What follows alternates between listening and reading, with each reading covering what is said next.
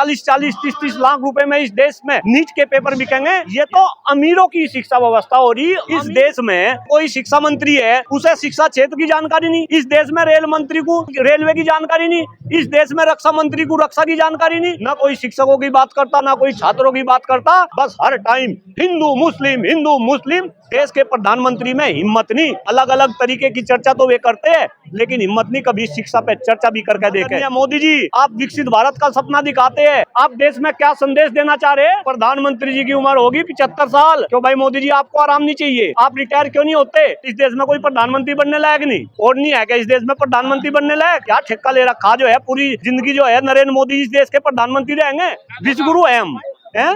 अरे इनकी टाइट हुई फिश हो रही है, पानी नहीं। इन्होंने लाइट काट रखी। मैं भी पीछे वाले टॉयलेट में गया, टॉयलेट इतना गंदा हो रहा। अगर मोदी जी आके उस टॉयलेट में एक बार घुस जाएंगे तो मेरे ख्याल से 2 मिनट में ही बेहोश हो जाएंगे। क्या ये नहीं दिखता? ये अव्यवस्था ये फलाने का काम कर रहे हैं। क्यों भाई मोदी जी, आपने आंदोलन नहीं करा कभी इस देश में? आपके ऊपर इस तरीके के अत्याचार हुए जब तो छाती पीट के वहाँ जो है अन्ना के आंदोलन में, रामदेव के आंदोलन में आप जाया करते थे। आज अगर ये बच्चे आपसे मात्र 5 किलोमीटर की दूरी पे आंदोलन कर रहे हैं तो आप इनके साथ में इस तरीके का व्यवहार कर रहे हैं। टॉयलेट तक साफ नहीं करवाए जा रहे, पानी तक इन बच्चों को जो है नहीं आप पिलवा सकते। भाई ऐसा नहीं होना चाहिए, ये नहीं होना चाहिए। और मैं देश के प्रधानमंत्री को ये कह रहा कि हर दिन किसी के नहीं होते। अगर सुख है तो सुख के बाद दुख भी होना। मोदी जी, आज आपका चल रहा, आपका सिक्का चल रहा, लेकिन हो सके आने वाले टाइम में आपको भी सत्ता से जाना पड़ेगा। मैं उम्र से आपको युवा नजर ना आता हूं, लेकिन मेरा दिल जो है जवान है और मैं भी जो है युवा हूं। लेकिन आप इस आंदोलन को किसी पार्टी की नजरिए से ना देखें। आप इसे ये देखें कि आज युवा देश का कहीं ना कहीं जग रहा और जो काम शायद विपक्ष को करना था वो काम ये युवा कर रहे हैं। और जंतर मंतर पे 3 दिन से ही आंदोलन कर रहे हैं। तो कहीं ना कहीं इन बच्चों को आशीर्वाद देने के लिए, इन बच्चों को सहयोग करने के लिए, इन बच्चों का हौसला अफजाई करने के लिए मैं जंतर मंतर पर हूँ। तमाम शहरों में प्रदर्शन हुआ, आप यहाँ 3 दिन से बैठे हैं, कोई असर दिख नहीं रहा। नहीं, आपको पता नहीं केंद्र में कैसी सरकार है? क्या ये सरकार ऐसे मानने वाली है? और जरा देखो, जब ये सरकार विपक्ष में थी तो यही सरकार थी जो आंदोलन कराती थी। आप देखो, आप तो दिल्ली में रिपोर्टिंग कर रहे हैं। आप अन्ना आंदोलन की बात करो, आप रामदेव के आंदोलन की बात करो। बाबा रामदेव ने जो है काले धन के खिलाफ जो है इतना बड़ा जो है आंदोलन करा। तो कहीं ना कहीं ये हिंदुस्तान के 150 करोड़ लोगों को समझने की जरूरत है कि अगर ये बच्चे आज आंदोलन कर रहे हैं तो इन्हीं बच्चों को कहीं ना कहीं पाकिस्तानी और खालिस्तानी बताया जा रहा, इन्हें देशद्रोही बताया जा रहा। और जब वे आंदोलन कर रहे थे, आंदोलन का सपोर्ट कर रहे थे, तो कहीं ना कहीं वे जो है आंदोलनकारियों को जो है देशभक्त और राष्ट्रभक्त बताते थे। ये देश का सबसे बड़ा दुर्भाग्य है। आप लोग इस्तीफा मांग रहे हैं, कल्चर नहीं है। आपने 12 सालों में देखा कोई इस्तीफा हुआ आज तक? भाई एक बात बताओ, इतिहास तो तभी बने है जब कल्चर टूटे। और ये कल्चर टूटेगी अगर बच्चे जागरूक हो गए। और जिस तरीके से लगभग 1 घंटे से मैं जंतर मंतर पे देख रहा, जैसा इन बच्चों में उत्साह है, भाई मुझे तो ऐसा लग रहा कि जो आप कह रहे हैं कि इस्तीफा देने की कल्चर नहीं है, कहीं ना कहीं इस्तीफा देना पड़ेगा। क्योंकि इन युवाओं के साथ आप एक बात देखो, ये छात्र है, ये युवा है। आज मैं शिक्षक हूँ, देश के अंदर शिक्षक नेता के रूप में मुझे जाना जा रहा। आज मैं इन बच्चों के सपोर्ट में आ रहा। धीरे धीरे आपके थ्रू दूसरे लोगों के अंदर जागरूकता आएगी और इन बच्चों का सपोर्ट कहीं ना कहीं मेरे ख्याल से हिंदुस्तान के 150 करोड़ लोगों को करना पड़ेगा अगर इस देश को बचाना। मुद्दा सिर्फ धर्मेंद्र प्रधान का इस्तीफा है और मुद्दे नहीं, देखिए स्टार्टिंग किसी न किसी मुद्दे से होती है, फिर धीरे धीरे जो है मुद्दे जुड़ते चले जाते हैं। मुद्दा तो यहाँ पे जो है शिक्षा व्यवस्था का है। आप देखो आज देश की शिक्षा व्यवस्था में कितना बुरा हाल है। श्रीमान जी, मेरे ख्याल से आप तो बच्चे नहीं लेकिन आपके बच्चे होंगे। आप देखो देश की शिक्षा व्यवस्था कैसी है। अगर आज गरीब का बच्चा है, गरीब अपने बच्चे को पढ़ा नहीं सकता, वो सरकारी विद्यालय में भेजेगा। अमीर का बच्चा है वो प्राइवेट विद्यालय में जाएगा। अगर सरकारी विद्यालय में बच्चा जा रहा वो सरकारी खिचड़ी खाएगा, दलिया खाएगा। और जो प्राइवेट विद्यालय में जा रहा वो हॉर्लिक्स का दूध पिएगा, एसी क्लासरूम में बैठेगा। और जब दोनों बच्चे ये कंपटीशन के लिए आएंगे तो देश की सरकार इस देश में पेपर लीक करेगी। 40-40, 30-30 लाख रुपए में इस देश में नीट के पेपर बिकेंगे। यानी कि देश में फर्जी डॉक्टर बन रहे, फर्जी इंजीनियर बन रहे, फर्जी ब्यूरोक्रेट्स बन रहे। आपको पता होगा ओम बिरला की लड़की क्या बन गई? अरे भाई क्या बन गई ओम बिरला की लड़की? मेरी भी तो सुन लो। ओम बिरला की लड़की ब्यूरोक्रेट्स बन गई, ब्यूरोक्रेट्स। तो काबिलियत होगी ना सर, तभी तो बन गए। नहीं, काबिलियत तो मैडम आप में भी थी, आप भी IAS PCS बनने चाहिए थे। लेकिन आप ये देखो, अगर देश में नीट के पेपर, आप एक बात बताओ, क्या 40 लाख रुपए में कोई गरीब इंसान, आम इंसान नीट का पेपर खरीद सके? ये तो अमीरों की शिक्षा व्यवस्था हो रही, अमीर ही इस पेपर को खरीदेंगे और कहीं ना कहीं अमीर ही फर्जी डॉक्टर बनेंगे।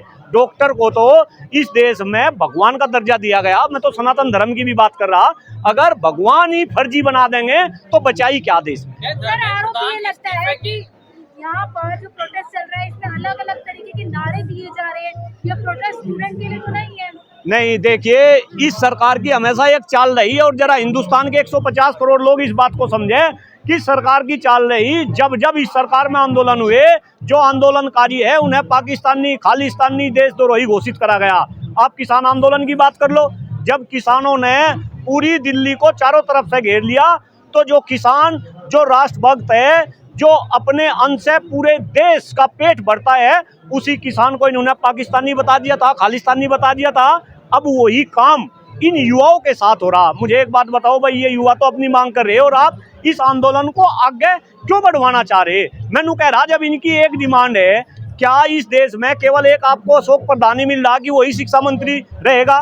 क्या धर्मेंद्र प्रधान का इस्तीफा हो जाता है तो दूसरे धर्मेंद्र प्रधान को बढ़ा दिया जाएगा? नहीं, दूसरे धर्मेंद्र प्रधान को क्यों बैठा दिया जाएगा? मैं तो एक बात कह रहा, देखो कितनी गंभीर बात है, आप भी इस बात को समझो। इस देश में अगर कोई शिक्षा मंत्री है, उसे शिक्षा क्षेत्र की जानकारी नहीं। इस देश में रेल मंत्री को रेलवे की जानकारी नहीं। इस देश में रक्षा मंत्री को रक्षा की जानकारी नहीं। और प्रधानमंत्री को कितनी जानकारी है उनके विषय में मैं बात नहीं करना चाहता। भाई कहीं ना कहीं ये आम जनता को सोचना पड़ेगा, आम जनता को सोचना पड़ेगा देश में किस तरीके का शिक्षा मंत्री हो, देश में किस तरीके का रक्षा मंत्री हो, देश में किस तरीके का फाइनेंस मंत्री हो। और अल्टीमेटली लोकतंत्र की खूबसूरती ये होती है कि लोकतंत्र के अंदर जो सरकार होती है वो सरकार जनता के अकॉर्डिंग चले। इतना भरोसा है कि इस्तीफा हो जाएगा? एक बात बताओ, ये इतनी यहाँ भीड़ आ रही, ये पागल थोड़ा ही है, इन्हें भरोसा होगा तभी तो ये भीड़ यहाँ पर आ रही। हम भी अगर इन बच्चों को सपोर्ट करने के लिए आ रहे हैं तो हमें भी भरोसा है कि कहीं ना कहीं कुछ ना कुछ होगा। और देखिए, एक बात और गंभीर बता रहा, ये बच्चे आंदोलन कर रहे, कहीं ना कहीं अब देश की शिक्षा व्यवस्था, अब इसके ऊपर बात होना शुरू होगी। मैं तो बताऊं, मैं तो पिछले 15-20 साल से शिक्षा व्यवस्था को लेकर पूरे हिंदुस्तान में मैं संघर्ष कर रहा, मेरा संघर्ष भी आपको पता। लेकिन इस देश में न तो कोई टीवी चैनल पे कहीं कोई जो है शिक्षा व्यवस्था की बात करता, ना कोई शिक्षकों की बात करता, ना कोई प्रबंधकों की बात करता, ना कोई छात्रों की बात करता। बस हर टाइम हिंदू मुस्लिम जाति धर्म संप्रदाय की बात हो रही। आपकी जानकारी के लिए मैं ये भी बता दूं, एक ऐसा इंसान आपको इंटरव्यू दे रहा जिसने देश में शिक्षा पे चर्चा नाम का एक कार्यक्रम शुरू कर रखा। शिक्षा पे चर्चा कार्यक्रम का संस्थापक डॉक्टर कुलदीप मलिक है। लेकिन देश के प्रधानमंत्री में हिम्मत नहीं, अलग अलग तरीके की चर्चा तो वे करते हैं लेकिन हिम्मत नहीं कभी शिक्षा पे चर्चा भी करके देखे। ये देश, आदरणीय मोदी जी, आप विकसित भारत का सपना दिखाते हैं, ये वीडियो आप तक जाए, आप इस बात को समझ ले। अगर आप इस देश को विकसित बनाना चाहते हैं तो उसका रास्ता केवल और केवल शिक्षा के गलियारे से गुजरता है। आपको शिक्षा व्यवस्था के ऊपर काम करना पड़ेगा। शिक्षा व्यवस्था के अंदर जो 4 मेन पिलर है जिनकी मैं पूरे हिंदुस्तान में बात कर रहा, उसमें शिक्षक सबसे महत्वपूर्ण, प्रबंधक, अभिभावक, छात्र छात्राएं, आपको इनको मजबूती देनी पड़ेगी। आपको शिक्षा व्यवस्था पे आपको बजट बनाना पड़ेगा। अरे आप देखो, कोई भी अगर विकसित देश है उसका आप शिक्षा का बजट देखो, 8% GDP का या उससे अधिक वे अपनी शिक्षा व्यवस्था पे खर्च कर रहे। क्यों भाई, आप भी तो कहते थे कि जब देश में भारतीय जनता पार्टी की सरकार बनेगी तो आप शिक्षा व्यवस्था का बजट बढ़ाएंगे। क्यों नहीं आपने शिक्षा व्यवस्था का बजट बढ़ाया? क्या ये बात आपको नहीं पता?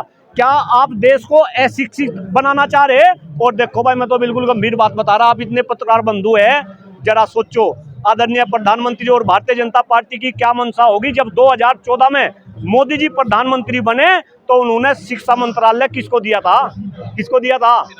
स्मृति ईरानी को। मात्र 12वीं पास महिला को देश के प्रधानमंत्री ने शिक्षा मंत्रालय सौंप दिया था।